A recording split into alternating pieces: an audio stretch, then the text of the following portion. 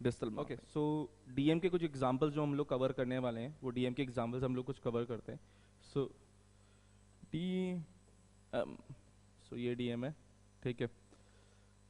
कई लोग भूल गए तो डीएम क्या है। DM is a digital marketing. So इसके पहला एग्जांपल जैसे है सर्च इंजन ऑप्टिमाइजेशन, जिसको हम लोग सिंपल टर्म में एसईओ भी बोलते हैं। तो ठीक है, दूसरा क्या है, सर्च इंजन मार्केटिंग।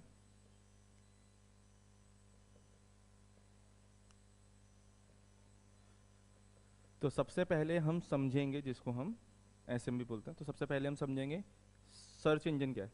देखिए, सर्च इंजन एक ऐसा प्लेटफॉर्म जहाँ पे आप जब कोई भी सर्च टर्म डालते हैं या कोई क्वेरी डालते हैं, उसके अकॉर्डिंग आपको रिजल्ट्स मिलते हैं। जैसे हम कौन सा सर्च टर्म की, सर्च इंजन की बात कर रहे हैं, जैसे हम लोग बात कर रहे हैं Google, Yahoo, Bing, Ask, Baidu, Yandex, ऐसे और भी हैं, बहुत सारे हैं, ठीक है। इन सर्च इंजन में क्या होता है, इन सर्च इंजन में जब भी आप कोई सर्च टर्म डालेंगे, हिट करेंगे, तो ये आपको कुछ रिजल्ट्स निकाल के देंगे। उन रिजल्ट्स में हम अपनी वेबसाइट की जब पोजीशन को इम्प्रूव कराने की बात करते हैं, तो उनको हम सर्च इंजन ऑप्टिमाइजेशन या सर्च इंजन मार्केटिंग कहते हैं, डिपेंड ऑन एक्टिविटी की हम कौन सा कर रहे हैं। एग्जाम्पल,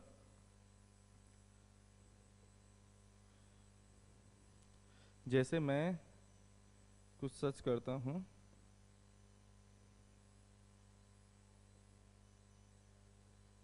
हम डिजिटल मार्केटिंग कंपनी सर्च कर लेते हैं, हम यही देख रहे हैं। ओके, सो अगर आप ओके, तो यहाँ पे हम लोग ये देख रहे हैं कि हमने डिजिटल मार्केटिंग कंपनी, अगर आप यहाँ पे देख रहे हो, ठीक है, इसको कहते हैं हम क्या, सर्च टर्म। क्या कहेंगे हम लोग, सर्च टर्म। ओके, ये जो आप देख रहे हो, इसको कहते हैं नंबर ऑफ रिजल्ट्स। मतलब गूगल में पर्टिकुलर क्वेरी के ऊपर में इतने रिजल्ट्स उसके डाटाबेस में स्टोर है। ओके, जब यहाँ पे आप स्पॉन्सर देख लेते हो, क्या देख लेते हो, स्पॉन्सर देख लेते हो। ओके, तो इन रिजल्ट्स को, जो स्पॉन्सर वाले रिजल्ट्स हैं, इन रिजल्ट्स को कहा जाता है पेड रिजल्ट्स। क्या कहा जाता है, पेड रिजल्ट्स। ओके, तो पेड रिजल्ट्स दिख गए। ये जो आपको दिख रहे हैं, इनको कहा जाता है लोकल रिजल्ट्स। क्या कहा जाता है, लोकल रिजल्ट्स, ठीक है। इसके बाद ये मतलब जो मैप की तरह आपको दिख रहे हैं, ये हैं लोकल रिजल्ट्स। लोकल रिजल्ट्स के बाद जो ये आपको दिख रहे हैं, इन्हें कहा जाता है ऑर्गेनिक रिजल्ट्स, ठीक है। अब तीन रिजल्ट्स हमारे पास में, लोकल रिजल्ट्स, ऑर्गेनिक रिजल्ट्स और पेड रिजल्ट्स। ऑर्गेनिक रिजल्ट्स जो आते हैं, वो होता है एसईओ का पार्ट, ठीक है। जो लोकल रिजल्ट्स आए, सॉरी, जो लोकल रिजल्ट्स, ये जो लोकल रिजल्ट्स आपको दिख रहे हैं, ये लोकल रिजल्ट्स आते हैं लोकल एसईओ की वजह से। किसकी वजह से, लोकल एसईओ की वजह से। तो ये हैं लोकल रिजल्ट्स, किसकी वजह से, लोकल एसईओ। ये मैं आपको आगे समझा दूंगा, जिसमें क्या मिलता है आपको, लोकल रिजल्ट्स मिल गया। ओके, ना ऊपर वाली जो एड आपको दिखाई दे रही है, ये ये होता है सर्च इंजन मार्केटिंग, ठीक है। क्योंकि यहाँ पे हमें क्या मिल रहे हैं, ये मिल रहे हैं हमें पेड रिजल्ट्स, जो किसकी वजह से आते हैं, सर्च इंजन मार्केटिंग वजह से। तो आई गेस ये बहुत छोटी चीज़ आपको समझ में आई कि पेड रिजल्ट्स क्या है, जहाँ पे आपको स्पॉन्सर्ड करके ऐड दिखाई दे रही है। अगर गूगल मैप दिखाई दिए तो वो है लोकल एसईओ, ठीक है। अगर आपको ऑर्गेनिक रिजल्ट्स नज़र आए, ये वाले, अगर आप ये देखेंगे, तो ये जो रिजल्ट्स आ रहे हैं, ये ऑर्गेनिक रिजल्ट्स हैं। ऑर्गेनिक रिजल्ट्स एक पेज पे 10 ही आते हैं, ठीक है। तो अगर एक पेज के बाद आप 10 के बाद देखोगे, मतलब नीचे भी ऐड आती हैं, तो आप स्पॉन्सर करके पेड रिजल्ट्स नीचे भी देख लेंगे, एंड उसके बाद आपको नीचे मिल जाएंगे, ओके, ये मिल जाएंगे। तो ये रिलेटेड सर्च टर्म होते हैं। मैं ये भी आपको समझा देता हूँ। ये जो आपको ये बॉक्स दिखाई नजर आ रहा है, ये वाला जो बॉक्स है, जिसके अंदर में आपको कुछ सर्च टर्म्स नजर आ रही हैं, ठीक है, इनको हम क्या बोलते हैं, रिलेटेड रिजल्ट्स। ओके, ये रिलेटेड रिजल्ट्स है। तो ऑर्गेनिक रिजल्ट्स पेजिनेशन के हिसाब से आगे जाते रहते हैं, मतलब टोटल बहुत सारे हैं रिजल्ट्स, राइट। जैसे हमने ऊपर नंबर भी देखा था कि लोकल रिजल्ट्स बहुत सारे आ रहे हैं। सो टॉप 10 को ही मौका मिलता है फर्स्ट पेज में आने का। उसके बाद 20 वाले, मतलब 11 से लेकर 20 वाले सेकंड पेज में चले जाते हैं, 21 से लेकर 30 वाले थर्ड पेज में होते हैं। सॉरी।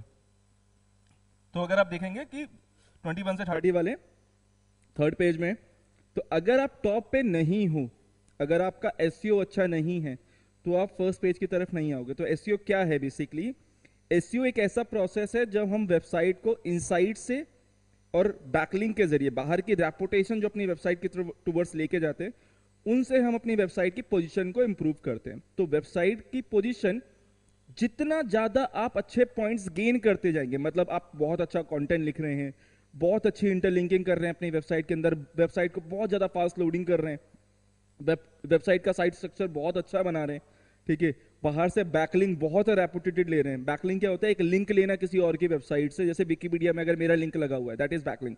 तो वो बैकलिंक अगर आप अपनी वेबसाइट के टूवर्ड्स पॉइंट आउट कर रहे हैं, वो जितना रेपुटेटेड होंगे और जितना अच्छा पॉइंट आउट करेंगे, उतनी आपकी वेबसाइट की रेपुटेशन बिल्ड होगी। जितनी अच्छी पॉजिटिव रेपुटेशन आप बिल्ड करोगे, उतनी ही आपकी पोजीशन इंप्रूव होना शुरू हो जाएगी।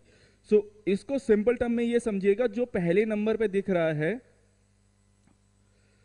हर कीवर्ड का एसईओ अलग अलग होता है। सो इसको सिंपल समझिएगा, मतलब ये अगर आप रिजल्ट्स देख रहे हैं, डिजिटल मार्केटिंग कंपनी में सौरभ जैन की वेबसाइट ने सबसे अच्छा पॉइंट लिया हुआ है। So he is on number 1 in this keyword. Second पे क्लच आ रखा है।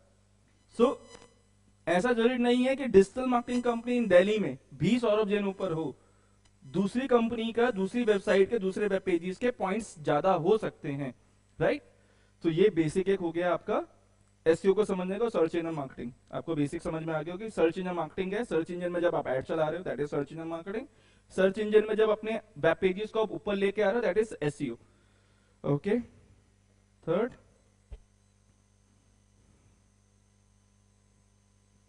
Okay, so social media optimisation, जिसको हम एसएमओ भी बोलते हैं। एंड फोर्थ है social media marketing. Okay, SM. Okay, तो समझिएगा सोशल मीडिया क्या है। सोशल मीडिया हम सभी जानते हैं, हम फेसबुक, ट्विटर, लिंक्डइन, इंस्टाग्राम, ये जनरली यूज करते ही हैं लोग, है ना। तो इन पर्टिकुलर प्लेटफॉर्म्स में जब आप फ्री मेथड्स यूज करके अपनी प्रोफाइल को और स्ट्रांग बना रहे होते हो, अपने पेजेस को और स्ट्रांग बना रहे होते हो, उनमें एंगेजमेंट ज्यादा बिल्ड कर रहे होते हो, वो सोशल मीडिया ऑप्टिमाइजेशन हो गया, फ्री मेथड यूज करके। जब सोशल मीडिया में आप पेड मीडियम का यूज करके, पेड मार्केटिंग का यूज करके आप कस्टमर ज्यादा लाने की कोशिश कर रहे हो, पेज लाइक बढ़ाने की कोशिश कर रहे हो, फॉलोवर ज्यादा गेन करने की कोशिश कर रहे हो, एंगेजमेंट ज्यादा बिल्ड करने की कोशिश कर रहे हो, उसको आप सोशल मीडिया मार्केटिंग कहते हो। तो सिंपल सेम एसईओ की तरह ही है। सर्च इंजन में ऑप्टिमाइजेशन करना है, फ्री मेथड यूज करना है। सोशल मीडिया में ऑप्टिमाइजेशन करना है, फ्री मेथड यूज करना है। सर्च इंजन में मार्केटिंग करनी है, पेड मीडियम हो गया। सोशल मीडिया में मार्केटिंग करनी है, पेड मीडियम भैया। तो ये याद रखने की जरूरत है, ठीक है। किसी को कंफ्यूजन होगा तो हम इसको डिटेल में आगे सीखेंगे, ये बिल्कुल बेसिक से स्नैप है ना। Fifth, email marketing.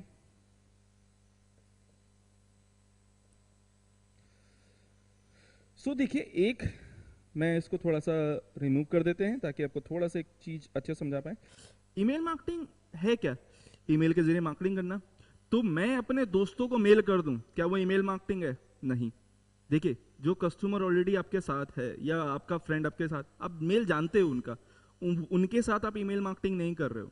Email marketing जब तक आप बल्क में नहीं कर रहे हो, उसको ईमेल मार्केटिंग नहीं कहूंगा मैं। सिंगल एक एक करके आप 100 लोगों तक, 150, 200 तक पहुंच जाओगे, बट उसको बल्क में करना सीखना ही ईमेल मार्केटिंग है। तो ईमेल मार्केटिंग में क्या चीज जरूरी है समझना। देखिए, ईमेल मार्केटिंग क्या है, छोटी सी चीजें समझेंगे। देखिए, हम जब ईमेल अपना खोलेंगे तो आपको इस तरह के टैब नजर आएंगे, प्राइमरी, सोशल, प्रमोशन, राइट, कई जगह अपडेट्स वाला भी मिल जाता है, एंड स्पैम। जब ईमेल भेजा जाता है बल्क में, वो किस सर्वर के जरिए भेजा जा रहा है, किस आईपी से भेजा जा रहा है, उससे कभी स्पैमिंग हुई है, जिस मेल आईडी से भेजा जा रहा है उससे कभी स्पैमिंग हुई है कि नहीं हुई है, ये सारी एक्टिविटीज, ठीक है, डिसाइड करती है कि मेल इन चारों में से किस में जाने वाला है। अब समझ रहे हैं? अगर वो स्पैम में गया तो आप ये समझ लीजिए मैक्सिमम ओपनिंग रेट है वो आप लूज कर जाएंगे, वो खुलेगा ही नहीं। स्पैम में जाके आपने भी कभी मेल नहीं खोलते होगे, आप डिलीट ही कर देते होगे, ठीक है। तो यहां पे समझना है कि हमारा मेन टारगेट होना चाहिए कि प्राइमरी में कैसे जाएगा बॉस। अब प्राइमरी में जाने का एक तरीका यही है कि मेल को उस तरह से बनाना है कि कस्टमर गूगल उस पर ट्रस्ट कर पाए, कि उस मेल को प्राइमरी पे हिट करे। तो ये सब हम आगे सीखेंगे।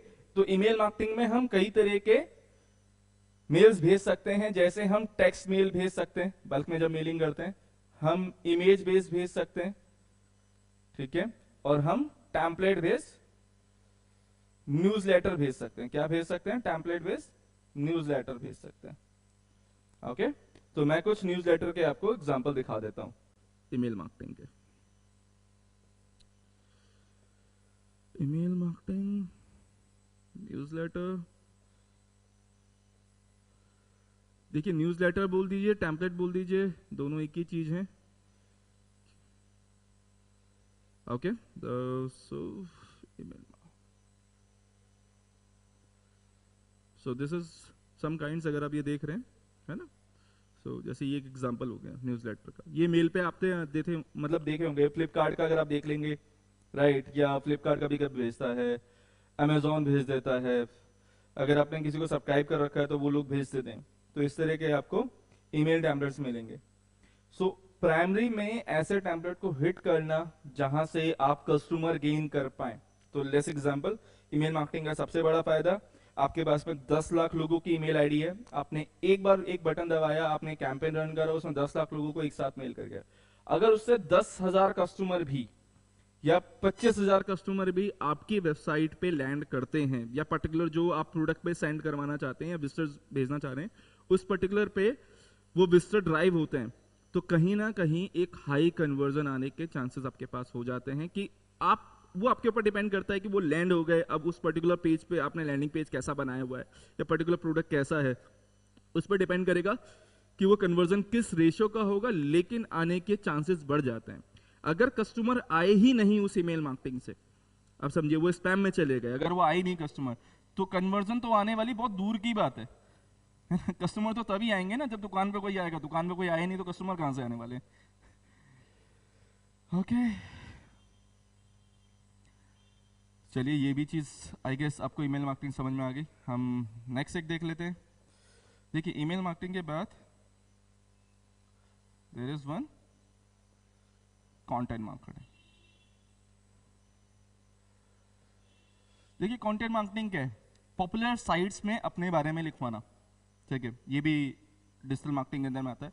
जैसे आज तक जैसी वेबसाइट्स हो गई, या योर स्टोरी हो गई, या फॉर्ब्स हो गया, मैं इनमें अपने बारे में लिखवा देता हूँ, और इस तरह से लिखवाता हूँ कि लोग इन्फ्लुएंस हो मेरी वेबसाइट को विजिट करने के लिए, लोग मेरे बारे में जानने के लिए इन्फ्लुएंस हो, या मेरे प्रोडक्ट को खरीदने के लिए इन्फ्लुएंस हो। That is content marketing. जब आप कंटेंट के जरिए अपने प्रोडक्ट को, अपनी सर्विसेज को बेच पाते हैं या लोगों को इन्फ्लुएंस कर पाते हैं, that is content marketing. Okay, मैं सिर्फ और सिर्फ स्नैप दे रहा हूं। अगेन ये कहूंगा कि मैं आपको सिर्फ एक बेसिक इंट्रोडक्शन दे रहा हूं चीजों का, ये चीज बहुत डिटेल में है आगे, तो हम बहुत डिटेल में आगे पढ़ेंगे ही। ओके, एक और है जैसे इन्फ्लुएंसर मार्केटिंग।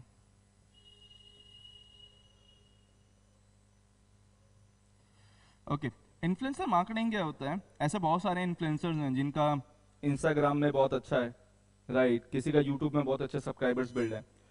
तो इन लोगों के जरिए जब आप अपने प्रोडक्ट को इन्फ्लुएंस करवाते हैं, राइट, मतलब इंडोर्स करवाना हो गया एक तरह से कि प्रोडक्ट को मैं इंडोर्स करवा रहा हूं, तो मैंने XYG कोई इन्फ्लुएंसर है, उससे मैंने कहा कि वो एक पर्टिकुलर प्रोडक्ट को इंडोर्स कर दे और वो पर्टिकुलर पोस्ट वो अपनी स्टोरी में लगा दे, ठीक है। तो पर्टिकुलर एक्टिविटी के अकॉर्डिंग वो लोग चार्ज करते हैं कि वो लोग 20,000 रुपीज ले रहे हैं या 1 लाख रुपए ले रहे हैं अपनी स्टोरी में लगाने के लिए, या डायरेक्टली पोस्ट करने के लिए वो 1 लाख रुपए ले रहे हैं।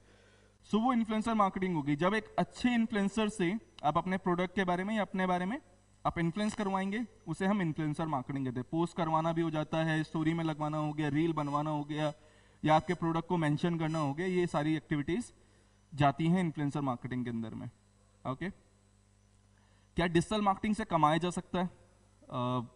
बहुत आसानी से, सिंपल कहेंगे, अगर आपको बेसिक समझ में आता है, आपको ट्रैफिक ड्राइव करना आता है अपनी वेबसाइट पे।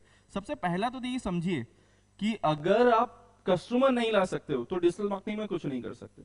आपको कस्टमर गैदर करना पता होना चाहिए। It can be free, it can be paid, मतलब आपके पास में दोनों मेथड है। आप समझिए कि कस्टमर लाएंगे तभी कुछ बेच पाएंगे, कस्टमर ही नहीं होगा तो वेबसाइट पर बेचेंगे कैसे।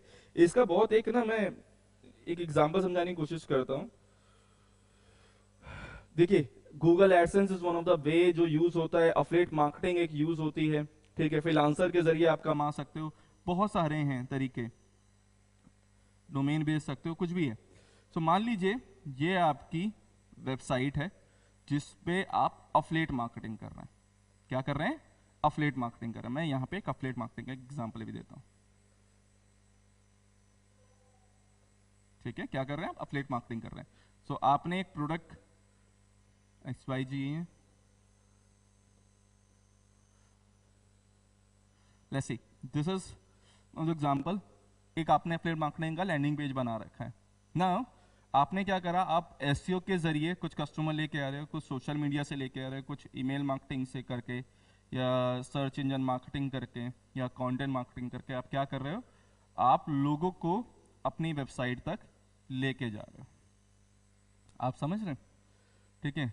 नाउ जब वो लोग आ रहे हैं, वो क्या करेंगे, इस पर्टिकुलर पे हिट करेंगे। अफिलिएट मार्केटिंग का मतलब क्या होता है? अफिलिएट मार्केटिंग का मतलब है अपनी वेबसाइट के जरिए किसी और के प्रोडक्ट को सेल करना, ठीक है, एंड पर सेल बेसिस पे कमीशन अर्न करना, ठीक है। तो परसेंटेज डिसाइड होता है, 4%, 5%, किसी में 10% भी होता है, कहीं पे 20% होता है, कहीं पे 50% कमीशन होता है। तो आप ये प्रोडक्ट अलग अलग जगह से ले सकते हो। Max Bounty is one of the website, Monster ads है, ठीक है। अमेजोन का आप यूज कर सकते हैं, अमेजोन अफिलिएट आता है, बहुत है, और V commission is one of them. तो इंडिया में बहुत सारे भी चल रहे हैं अलग अलग, तो ये आपको मिल जाएंगे। सो बाय नाउ के बाद जब यूजर क्लिक करता है, वो पर्टिकुलर अफिलिएट मार्केटिंग की किस पे, वेबसाइट पे चला जाता है जिस पे भी आप भेजना चाह रहे हैं। तो लेट्स एग्जांपल, वो अमेजोन की वेबसाइट पे चला गया।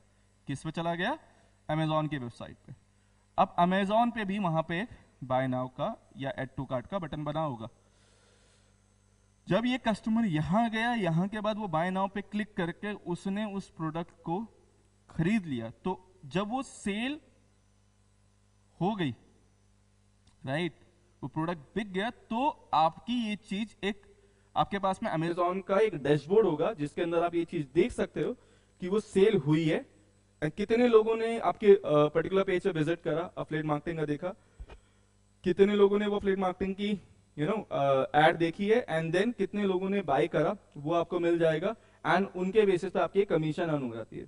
तो अगर हम लोग 1% भी कमीशन माने अफिलिएट मार्केटिंग में, मैं 1% मानता हूं, और लेस एग्जांपल, आप एक प्रोडक्ट बेच रहे हैं जिसमें आपको 4% कमीशन मिल रही है, तो प्रोडक्ट मान लेते हैं हम लोग, आप 1000 रुपीज का एक प्रोडक्ट बेच रहे हैं, कितने रुपए का? 1000 रुपीज का। कमीशन क्या हो गया हमारा?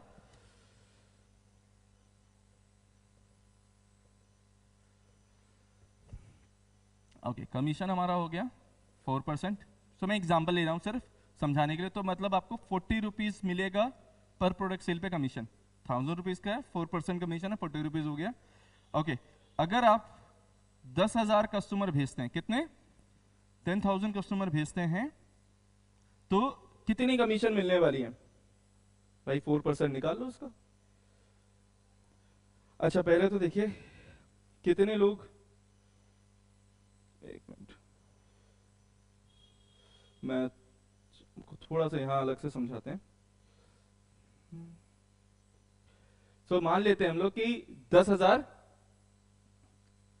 क्या मान रहे हैं हम लोग कि 10,000 लोगों को अपने अपनी वेबसाइट पे भेजा।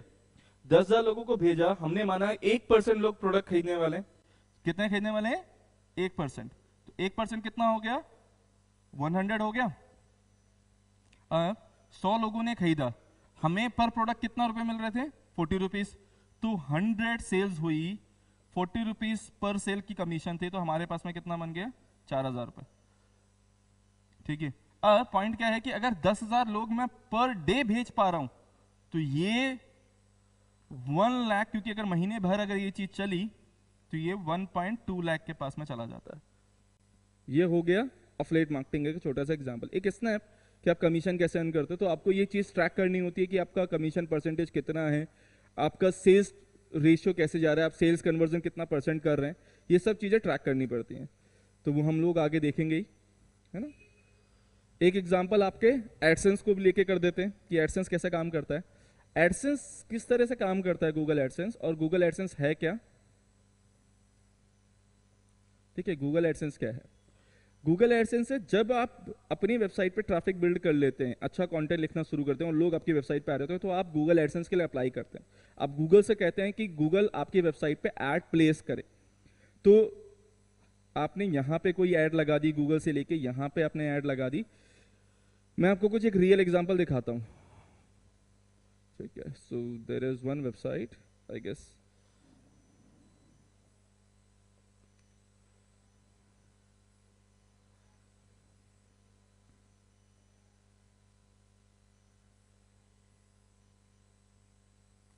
Okay, so you can see this add.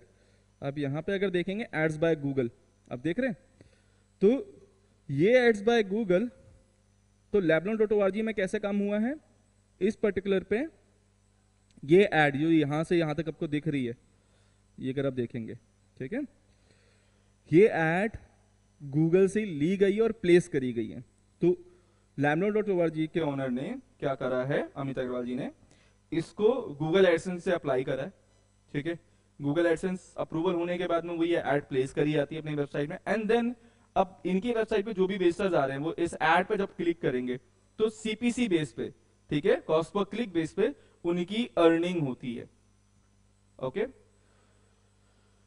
सो मान लेते हैं ये 2 ऐड लगी हुई है, अब वही 10,000 लोग मान लेते हैं हम लोग कि किसी भी मेथड से आप लेके आ रहे हो, ठीक है, वो आपकी वेबसाइट पे गए। अब यहां मान लेते हैं कि यहां आपका क्लिक परसेंटेज है 5%। क्या सीटीआर है, सीटीआर का मतलब क्या होता है, क्लिक थ्रू रेट।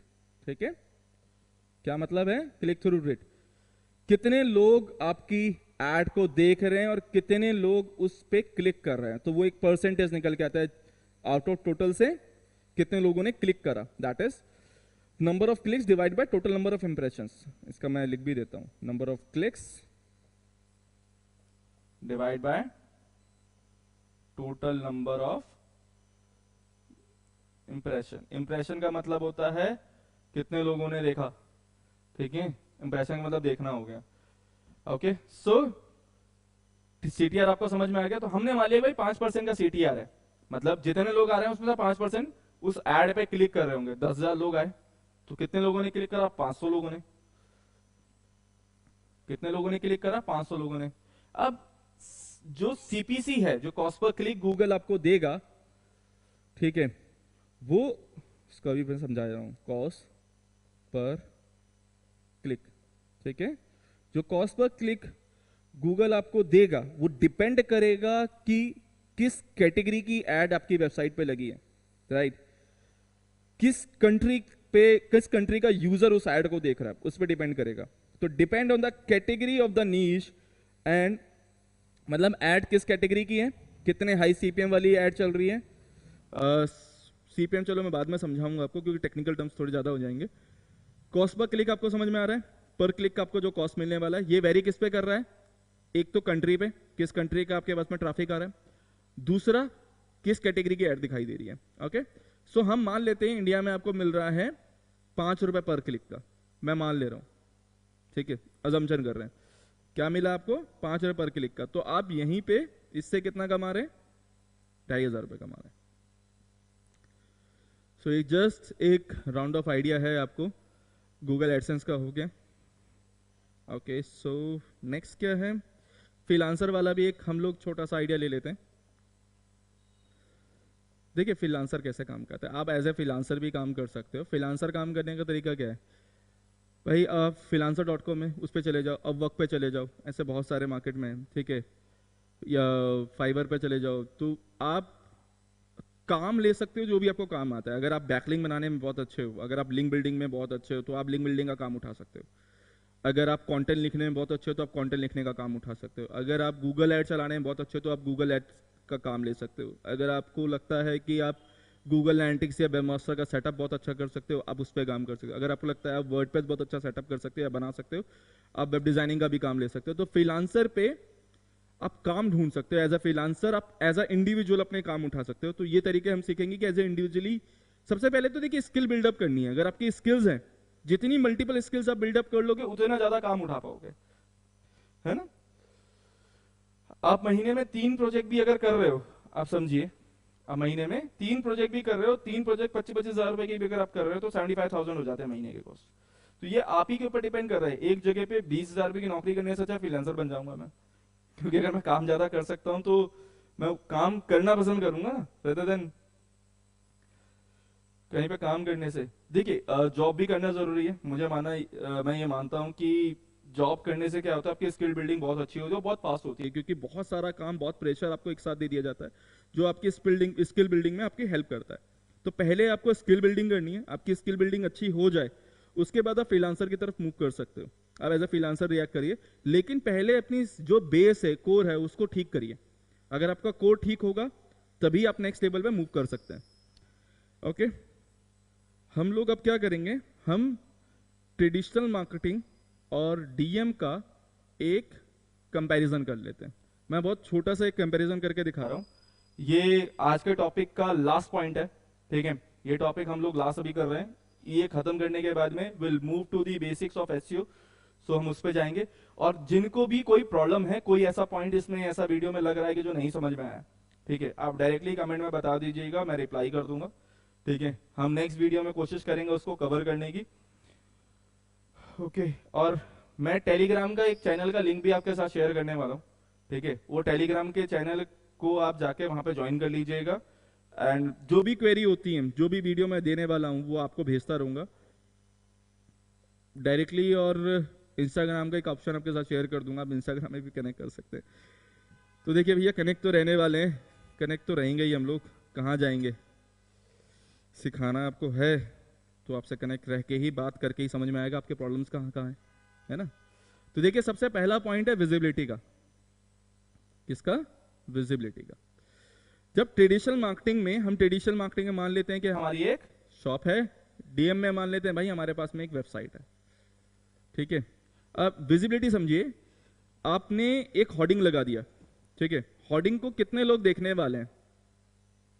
होर्डिंग को समझिए, होर्डिंग को कितने लोग देखने वाले हैं? होर्डिंग को देखेंगे उस जगह से जितने लोग निकल रहे होंगे। मतलब मान लीजिए कि एक दिन में शायद 1 लाख लोग देख लें, मैक्सिमम टू मैक्सिमम, ठीक है। लेकिन उस 1 लाख को दिखाने के लिए होर्डिंग की कॉस्ट क्या आई? बहुत हाई आई, ठीक है। तो यहां पे अब ऐसा तो नहीं होगा ना, मैंने न्यूज़पेपर की ऐड दे दी, तो ऐसा तो नहीं होगा कि अगर मैंने दिल्ली के अंदर न्यूज़पेपर में ऐड दी है तो चंडीगढ़ का बंदा या केरला का बंदा कोई देख लेगा उसको, ऐसा तो नहीं होने वाला।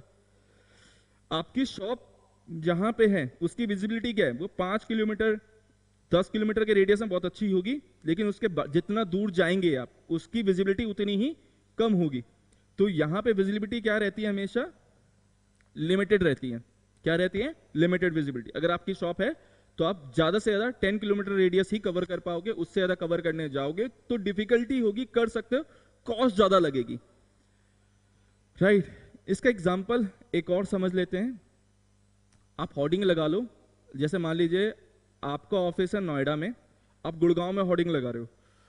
पर्सन गुड़गांव से, आप समझिए, नोएडा नहीं जाने वाला है कोई चीज प्रोडक्ट बाय करने के लिए, उसके आसपास में 10 ऑप्शन है, वो वहां से ले लेगा, है ना। डीएम के अंदर इसका फायदा क्या मिलता है? आपने कोई अमेजोन पे कोई ऐड देखी, ठीक है, आप अमेजोन पे गए, आपको शूज लेना है, तो आप वहीं पे शूज खुद से सिलेक्ट करते हैं, खुद से साइज सिलेक्ट करके खुद ही से वो चीज ले लेंगे। विजिबिलिटी की प्रॉब्लम नहीं है। अगर मेरे को अमेजोन की ऐड मुझे मुंबई में दिखानी है, मैं ऐड चलाऊंगा, मुंबई में दिखा दूंगा। मुझे अमेजोन की ऐड अगर केरला में दिखानी है, मैं दिखा सकता हूं। And the best part, offline नहीं है, ऑनलाइन है, इसलिए क्या होगा, कस्टमर जब भी उस ऐड पे क्लिक करेगा वो डायरेक्टली वेबसाइट विजिट कर लेगा, तो उसको ये कंसर्न नहीं रहेगा कि ये मुझे वहां उस पर्टिकुलर हेड ऑफिस पे जाके देखना है या कहीं पे जाके देखना है, वो इस तरह की चीजें नहीं होंगी इसमें। तो विजिबिलिटी यहाँ पे क्या मिल जाती है हमें, अनलिमिटेड मिल जाती है। ओके, दूसरा क्या जाता है, एंगेजमेंट। दूसरा क्या आ गया, एंगेजमेंट। एंगेजमेंट वो अंगूठी वाला नहीं है, ठीक है, तो गलत मत समझिएगा कि अंगूठी वाले एंगेजमेंट की बात कर रहे हैं, वो भूल जाइए। मैं ये कई बार एग्जांपल बोलता हूँ, तो एंगेजमेंट का मतलब है यहाँ इंटरेक्शन होना, ठीक है। इंटरेक्शन कितना इंपॉर्टेंट है। एक शॉप के अंदर में अगर इंटरेक्शन करने वाला कोई ना हो, मतलब कोई भी वर्कर वहां पे इंटरेक्ट नहीं करे, तो क्या होगा, सेल्स इंपैक्ट होती है। एग्जाम्पल के तौर पे आप एक जूते की दुकान पे जाइए, ठीक है, आप जूते की दुकान पे आपको एक नया कोई भी जूता आया हुआ है, जैसे एग्जाम्पल कोई शूज आया हुआ है, और वो आप लेना चाह रहे हो, वो क्या करना चाह रहे हो, आप लेना चाह रहे हो, और वो आपको मिल नहीं रहा। आप शॉप में पूरी जगह से घूम लिए, आपको वो मिला नहीं। आपने क्या करा, आपने 3-4 बार आवाज लगाई उस वर्कर को जो वहां पे काम कर रहे थे, ठीक है, वहां के एम्प्लॉय को आपने आवाज लगाई, वो बंदा लगा है कैंडी क्रश खेलने में, वो बिजी है बेचारा, ठीक है। आप लगा रहे 3-4 बार आपने आवाज लगा दी, आपके माइंड में हुई फ्रस्ट्रेशन कि भैया तो सुन ही नहीं रहे, ठीक है, किस तरह की सर्विस दे रहे हैं। आप वहां से करोगे वॉकआउट, ठीक है, बिना जूता लिए। अगर उसने वहां पे इंटरेक्शन कर लिया होता कि sir how may help you, और किस तरह का जूता लिए, वो शायद अंदर रखा है, वो आपको निकाल के देता, तो शायद वो सेल हो सकती थी। लेकिन इंटरेक्शन नहीं होने की वजह से वो सेल नहीं होगी। ट्रेडिशनल मार्केटिंग के अंदर में इंटरेक्शन नेसेसरी है, होनी ही जरूरत है, यहां पे नीड है इसकी।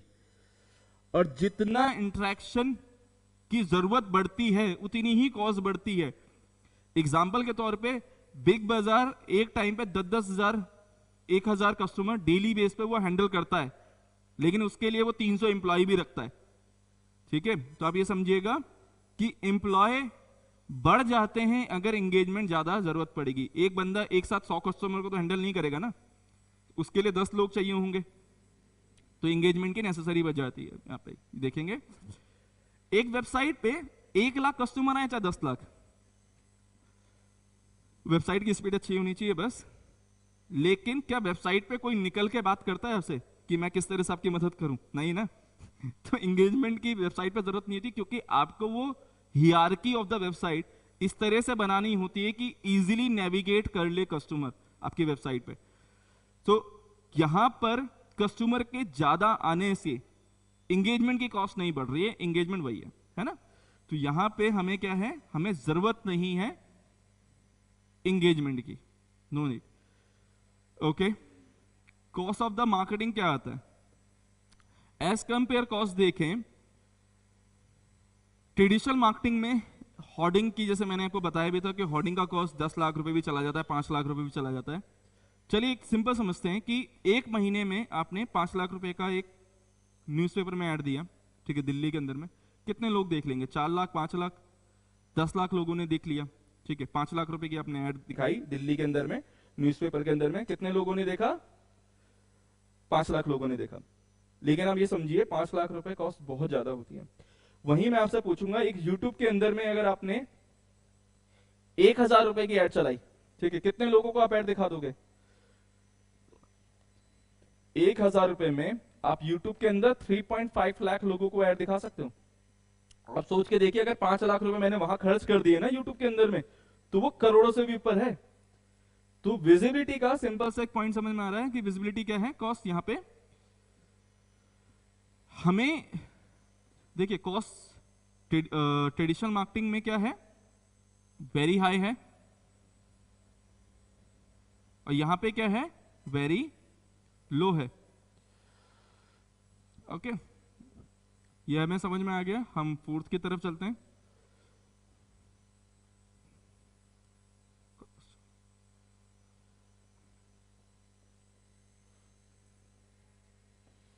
ओके, कन्वर्जन की बात करेंगे। कन्वर्जन क्या होता है, कन्वर्जन 2 तरह के होते हैं, माइक्रो और मैक्रो। कन्वर्जन कितने तरह के होते हैं, 2 तरह के होते हैं, माइक्रो और मैक्रो। माइक्रो कन्वर्जन क्या होता है, कौन से कन्वर्जन है, माइक्रो एंड मैक्रो। देखिए माइक्रो कन्वर्जन क्या होता है, माइक्रो कन्वर्जन जब कस्टमर आपके प्रोडक्ट में इंटरेस्ट दिखाता है, दैट इज माइक्रो कन्वर्जन। वो आज नहीं तो वो कल ले लेगा। मैक्रो कन्वर्जन क्या है, जब वो अपनी डिटेल, अपनी पर्सनल डिटेल आपको दे दे, दैट इज मैक्रो कन्वर्जन। सो उसने क्या है, डायरेक्ट इंटरेस्ट दिखाना, ये क्या है? माइक्रो कन्वर्जन है। मैक्रो कन्वर्जन क्या है? जब वो डायरेक्ट इंटरेस्ट के साथ में क्या दे दे? अपनी पर्सनल इंफॉर्मेशन भी आपको दे दे। ठीक है, क्या कर दे? पर्सनल इंफॉर्मेशन भी आपको दे दे।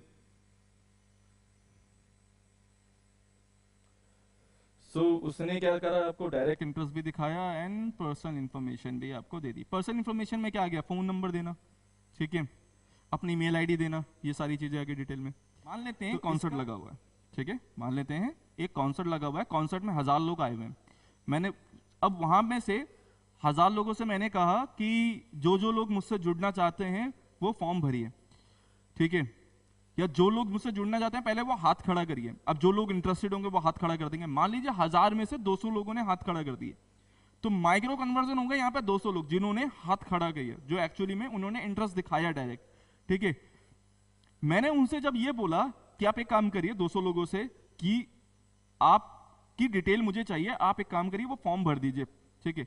उनमें से फॉर्म भरने वाले से 50 निकले, 50 वो हो गए मैक्रो कन्वर्जन, बाकी जो 150 बच गए वो है माइक्रो कन्वर्जन। क्लियर?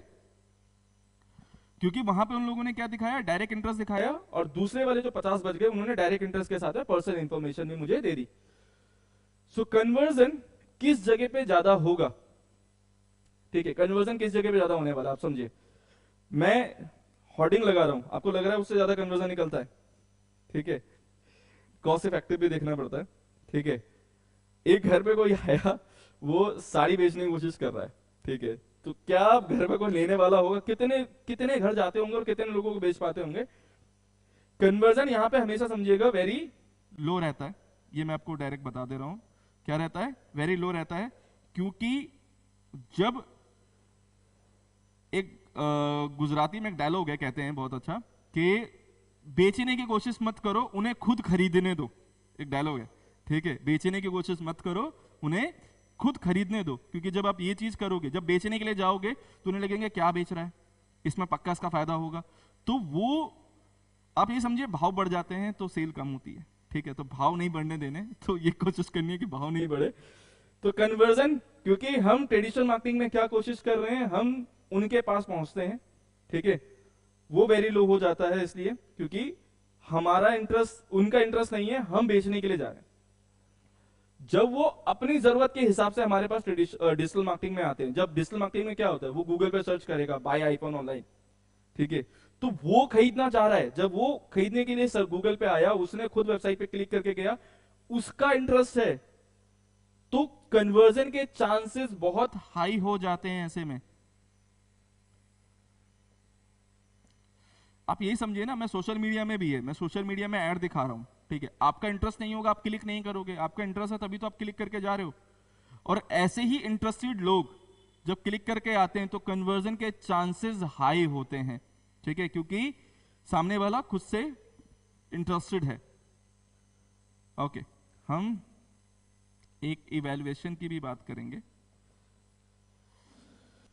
सो इवैल्यूएट करना, एनालाइज करना किसी भी मार्केटिंग स्ट्रैटेजी को बहुत जरूरी होता है। अगर आप इवैल्यूएट नहीं करेंगे, आप नहीं समझेंगे कि आपकी कॉस्ट कहां पे ज्यादा लग रही है, कहां पे कम लग रही है, सो आप ये समझ लीजिए आप मार्केटिंग में पैसा वेस्ट कर रहे हैं कहीं ना कहीं। आपको ये चीज समझनी जरूरी है कि पैसा कहां पे और किस जगह पे ज्यादा लग रहा है। तो ट्रेडिशनल मार्केटिंग का सबसे बड़ा लॉस यही होता है कि आपको एनालाइज करने के लिए सही डाटा नहीं मिलता है। क्या नहीं मिलता? सही डाटा नहीं मिलता है। एग्जाम्पल पे हम यहां पे देंगे, लेस एग्जाम्पल, आपने न्यूज़पेपर में एक ऐड दी, आपने टीवी पे ऐड दी, और आपने एक रेडियो पे ऐड दी। मैं ये समझ रहा हूं, आपने इस पे 5 लाख रुपए लगाए, इस पे भी 5 लाख लगाए, और इस पे भी 5 लाख लगाए। आपने टोटल कितना खर्च करा?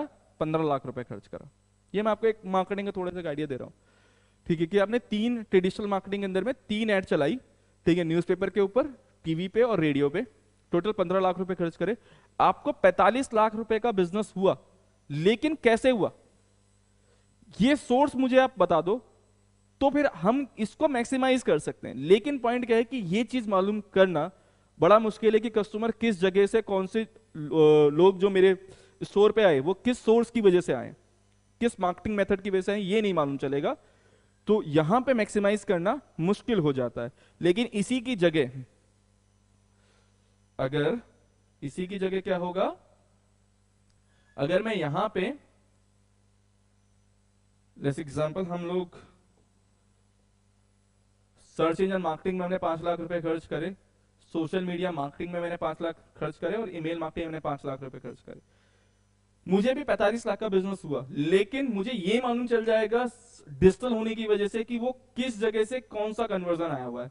तो लेस एग्जांपल, मुझे अगर ये मालूम चल गया कि सर्च इंजन मार्केटिंग से सबसे ज्यादा बिजनेस आया है, यहां से 35 लाख रुपए का बिजनेस है, ठीक है, और सोशल मीडिया मार्केटिंग से बिजनेस था 10 लाख रुपए का, ठीक है, ईमेल मार्केटिंग से बिजनेस आया 0। तो अगर आप इसको देखें तो इसको आप देख के समझ में आ रहा है कि भाई यहां पर सबसे ज्यादा कन्वर्जन तो ऊपर वाले कर रहे हैं। ऊपर वाला कन्वर्जन कितना कर रहा है, ये कर रहा है 7 टाइम्स परसेंटेज हमें ज्यादा दे रहा है, 700% हमें दे रहा है ना। ये दे रहा है 200% कन्वर्जन दे रहा है, ठीक है, ये दे रहा है 0%। तो मैं नेक्स्ट मंथ अपनी स्ट्रैटेजी चेंज कर दूंगा। मैं नेक्स्ट मंथ क्या करूंगा, मैं इसके हिसाब से समझ गया भाई मेरे को पैसा ज्यादा कहां लगाना है, मुझे सबसे ज्यादा पैसा लगाना है सर्च इंजन मार्केटिंग के ऊपर में, क्योंकि वहां पे कन्वर्जन बहुत हाई आ रहा है। तो मैं नेक्स्ट मंथ क्या करने वाला हूं, मैं सेम चीज को मैं ईमेल मार्केटिंग में पैसा लगाऊंगा ही नहीं। मैंने क्या करा, 15 लाख है टोटल में से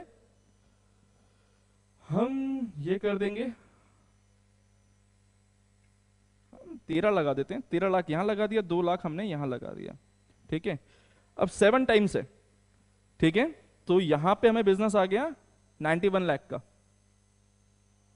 ओके। यहां पे 200 टाइम्स था तो 4 लाख का टोटल। आप देखिए यहां पे टोटल बिजनेस हो गया 95 लाख का, सेम 15 लाख खर्च करके। तो समझने का पॉइंट क्या होता है कि आप अपनी मार्केटिंग स्ट्रैटेजी को मैक्सिमाइज कर देते हैं अगर आप ये समझ जाएं कि कहां पे पैसा लगाना है और कहां नहीं। तो ये तो हमारा ट्रेडिशनल मार्केटिंग और डिजिटल मार्केटिंग का एक बहुत अच्छा बेसिक्स हो गया एग्जांपल के साथ में। जो नेक्स्ट वीडियो है वो एसईओ के बेसिक्स से हम लोग स्टार्ट करेंगे, लेकिन हमें ये चीज मालूम चले कि ये वीडियो कैसी लगी है, उसी के बेसिस पे हम नेक्स्ट वीडियो में इंप्लीमेंट कर पाएंगे स्ट्रैटेजीज अपनी। तो जो भी फीडबैक है वो कमेंट में, देखिए पॉजिटिव नेगेटिव कुछ भी हो सकता है। मुझे लगा है क्योंकि मैं ये पहली बार आपके कैमरे के सामने बना रहा हूँ और गलतियां होना लाजमी है, हो जाती हैं, ठीक है। तो देखिए अगर सीखते सीखते रहना चाहिए, हमेशा ऐसा ही है कि ऑफलाइन ट्रेनिंग में और कैमरे के सामने फेस करके ट्रेनिंग देने में बड़ा डिफरेंस होता है। तो ये कैमरे के सामने हम जो ट्रेनिंग दे रहे हैं, हम कोशिश कर रहे हैं कि आपके लिए अच्छा कर पाएं, बट मेरी कोशिश है कि ज़्यादा से ज़्यादा नॉलेज आपके साथ पहुंचाई जाए। जिसको जो सवाल है, जो कुछ पूछना है वो कमेंट में प्लीज़ बताइएगा और स्टे कनेक्टेड, ठीक है, बाय।